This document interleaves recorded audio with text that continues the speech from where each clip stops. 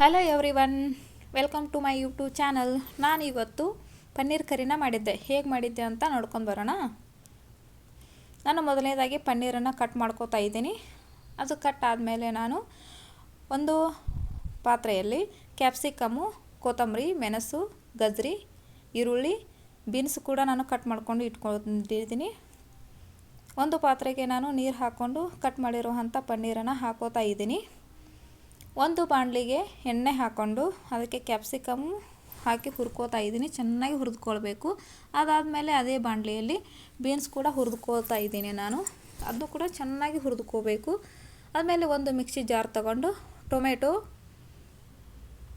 ಈರುಳ್ಳಿ, ಕೊತ್ತಂಬರಿ, ಸೊಂಪು ಕಾಳು ಮಿಕ್ಸಿಗೆ ಹಾಕೋತಾ ಇದ್ದೀನಿ. ಫ್ಲೇವರ್ ಚೆನ್ನಾಗಿರಲಿ ಅಂತ ನಾನು ಸೊಂಪು ಕಾಳು ಹಾಕೋತಾ ಇದ್ದೀನಿ. ಒಂದು ಬಾಣಲಿಗೆ ನಾನು ಎಣ್ಣೆ ಹಾಕ್ಕೊಂಡು ಅದಕ್ಕೆ ಮಸಾಲೆ ಖಾರ, ಸಾಲ್ಟು, ಆಮೇಲೆ ಅರಿಶಿನ ಪುಡಿಯನ್ನು ಹಾಕೋತಾ ಇದ್ದೀನಿ. ಮಸಾಲೆ ಖಾರ ನೀವು ಯಾವ ಖಾರದೂ ಯೂಸ್ ಮಾಡ್ಕೋಬೋದು. ನಾನಿಲ್ಲಿ ಮಸಾಲೆ ಖಾರ ಹಾಕಿದ್ದೀನಿ.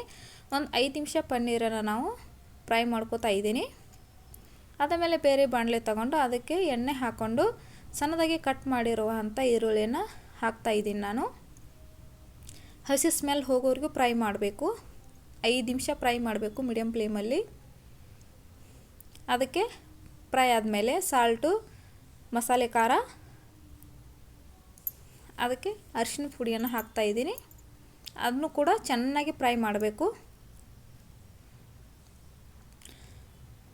ಚೆನ್ನಾಗಿ ಫ್ರೈ ಆದಮೇಲೆ ಮಿಕ್ಸಿ ಹಾಕ್ಕೊಂಡಿರೋಂಥ ಇಂಗ್ರೀಡಿಯೆಂಟ್ಸ್ ನಾನು ಇಲ್ಲಿ ಹಾಕ್ಕೊಂಡು ಚೆನ್ನಾಗಿ ಮಿಕ್ಸ್ ಮಾಡ್ತಾ ಇದ್ದೀನಿ. ಚೆನ್ನಾಗಿ ಮಿಕ್ಸ್ ಮಾಡಬೇಕು. ಮಿಕ್ಸ್ ಆದಮೇಲೆ ಸ್ವಲ್ಪ 5 ನಿಮಿಷ ಕುದಿಸ್ಬೇಕು. ಅದನ್ನು ಕುದಿಸಿದಾದಮೇಲೆ ಅದಕ್ಕೆ ಗಜ್ರಿ, ಬೀನ್ಸು, ಹಸಿ ಬಟಾಣಿ, ಕ್ಯಾಪ್ಸಿಕಮ್ನ ಹಾಕ್ಕೊಂಡು ಚೆನ್ನಾಗಿ ಮಿಕ್ಸ್ ಮಾಡಿ ಮತ್ತೆ ಕುದಿಸ್ಬೇಕು.